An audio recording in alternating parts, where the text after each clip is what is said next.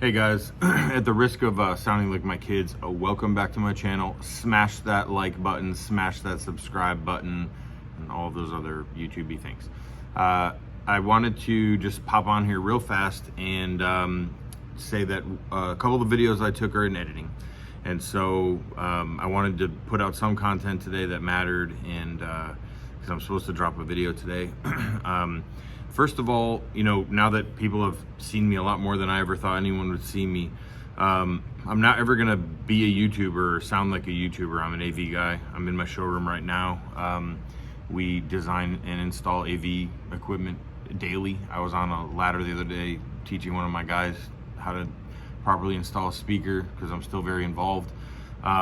So we don't have time to become YouTubers, I don't think. Maybe that's some sort of dream that I don't know about yet. But internet haters are another fun thing that I've been dealing with when you have, you know, 15,000 views or whatever in a week. And some guy said we were being misleading. Not really sure where that came from.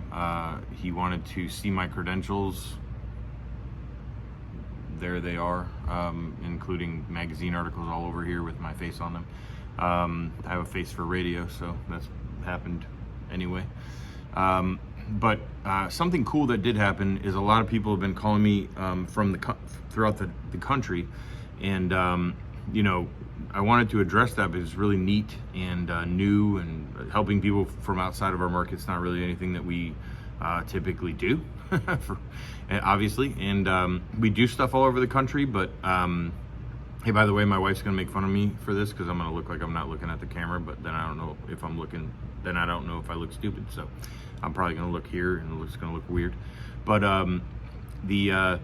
this guy called, and you know, I was helping him out. He's from LA, really nice dude, and gave him some good advice or whatever. And you know, he kind of, after I said something about calibration, he was like, man, you should do a video about that. And so I wanted to kind of put something out there today that I've learned 22 years ago, 23 years ago at this point, in a training that I took. All the trainings aren't usually great, but this one was. And today I'm going to teach you how to calibrate your television or projector. Literally could be done on any brand, can be done on any screen. This part doesn't matter. It's the methodology that you go through, and it will give you a very close result to like an ISF type calibration without paying for it. If you do pay for an ISF calibration, sure, it'll probably look awesome, you know, that sort of thing. But not everybody has hundreds of dollars to pay people with Syncor boxes to come to their house and do light meter readings and all this kind of stuff. There's actually a very cool methodology that I've used many times, and I'll try to cut out right now when I reach up to there and hit that button, and we'll reconvene at a television. Hey guys, this is part two. Hopefully it just transitioned nicely. I'm not a video editor of my calibration video, and I want to teach you guys how to calibrate a TV really easily. It's really fun. First of all, I usually do it on a very like pale person. I try to find somebody in the news or on ESPN or something like that, because white pale people, a lot like myself, we tend to have a lot of like reddish skin tones and things like that, and so it can be like pulled out in TVs because TVs already have kind of red push, so it tends to show up a lot in TVs and be overdriven. I've overdriven this TV a little bit anyway. It looks like a Vivid TV, but kind of what I wanted to go over with you guys is how the method that I use to calibrate a TV. So the first thing I do is I find where the picture settings are. That's important to know. The very most important thing to do, sorry, I was already halfway through this video once and the phone rang or someone came in, and I think both things happened. And so here we are in like the third take. So if I sound frustrated, there you go. Take the color all the way out, okay? So when you take the color all the way out, now we're just gonna deal with brightness and contrast. And I want you to put something on the screen. Just pause it on a scene that has good black, a good white, and a person. And you can look at those three things. So basically what you're gonna do is you're going to bring up the brightness, and you're going to mess with brightness and contrast back and forth, and just come up with a happy medium of where that should live to get enough brightness to where you're seeing all the detail, but not so much brightness that you're washing out things like the middle of his chest and shirt there. So you really want to find some happy medium. TVs are already very, very bright. It's typically going to live somewhere down here, not even close to halfway really in most TVs. That's where you're going to live. Don't get caught up on numbers. That's the same thing with all the other videos I see where people get caught up in graphs and numbers and all this kind of stuff. Don't worry about any of those things. Just look at the person and the stuff and calibrate that way. So go through contrast, go through brightness. Then here's the crazy part. Drive the color all the way to 100 or 50 in this case, I guess. So drive the picture all the way up, or the color all the way up, okay? Then we're gonna go to tint. And what we're gonna do in tint is try to make that guy look as normal as you can while the color is all the way up, okay? The reason you do that is TVs have red push. So if you go up here in the red, he looks literally pink. And so if you're down here, you realize you pull a little bit of that red push out. If you go too much down here, he looks like he's gonna die and everything else looks yellow. So you wanna go there. So start in the middle, go into the green usually. Most TVs have red push. It's gonna be 2 or 3 clicks into the green that makes that happen, okay? Then come back out, and here's the cool thing. What we're gonna do then is you're gonna go to color, and you're gonna take it all the way back down. So take color to 0. I can already see where I'm gonna end up stopping. And what I like to say is paint the picture back in, okay? So we're gonna get it to where you start getting color, but right here I'm only at 12, okay? So I'm 20% in the color.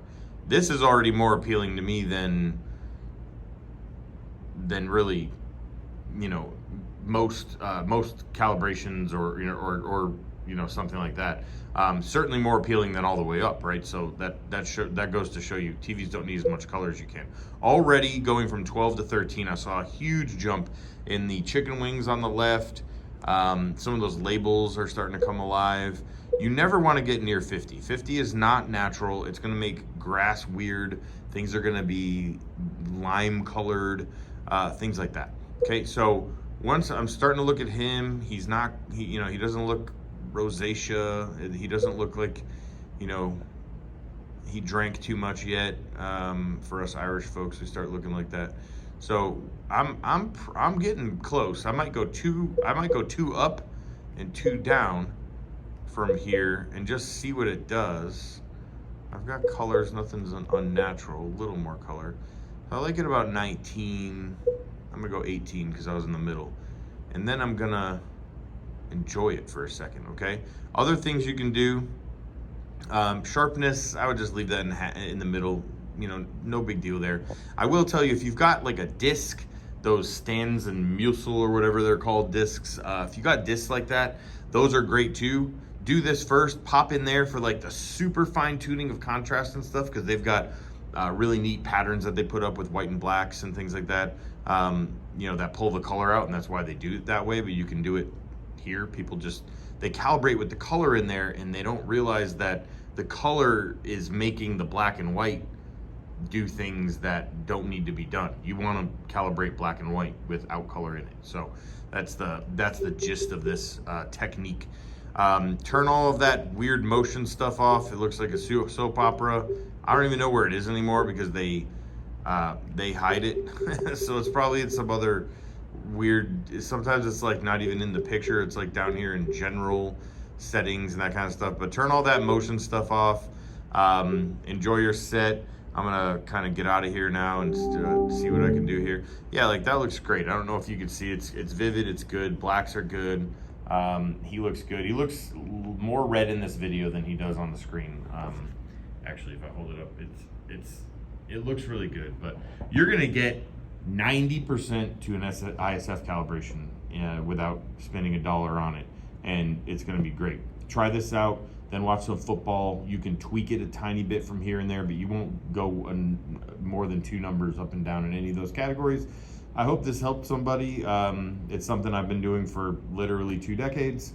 Russ and Steve, the trainers at Tweeter that I went to over 2 decades ago. Shout out to you guys if you ever see this video. This is a Russ and Steve special, and those guys were great, and a lot of the reason why a lot of us old Tweeter guys kind of still hang on to all that knowledge and still super passionate about everything. So shout out to those guys. And as always, if you haven't already, please like and subscribe. If you don't like this video, go ahead and don't like it. That's fine too. We don't need to be everybody's favorite on the internet, and I'm sure I'm not going to be, but we love you guys, and I'm super appreciative of all the support and comments and all that stuff. It's really, really cool to see, and it makes me feel like this thing I wanted to do for a long time actually, it was actually a good idea. So we really appreciate it, and I'll be dropping some more professional videos soon. But calibrate that way. Let me know what you think. See ya.